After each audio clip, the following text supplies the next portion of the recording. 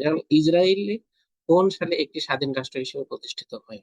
এখানে কিন্তু সাইডে আমার টিকশনে দেয়া আছে ইসরায়েল কোন সালে একটি স্বাধীন রাষ্ট্র হিসেবে প্রতিষ্ঠিত হয়। সেটা হচ্ছে 1948 সালে। তারপরে হচ্ছে ইরান 1979 সালে বিপ্লবের পর কোন সরকার প্রতিষ্ঠিত হয়? ইসলামী প্রজাতন্ত্র। ইরানে 1979 সালে বিপ্লবের পর কোন সরকার প্রতিষ্ঠিত হয়? ইসলামী প্রজাতন্ত্র। ইরান এবং ইসরায়েলের সম্পর্ক খারাপ হয়ে যায় কোন ঘটনার পর থেকে?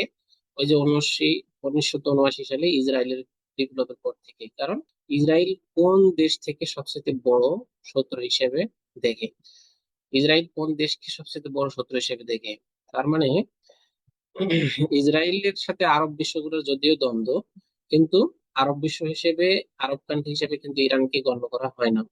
ইরান কিন্তু তারপরেও ইরান হচ্ছে সবচেয়ে বড় শত্রু দেশ হচ্ছে ইসরায়েলের। ইসরায়েলের সবচেয়ে বড় শত্রু দেশ হচ্ছে ইরান।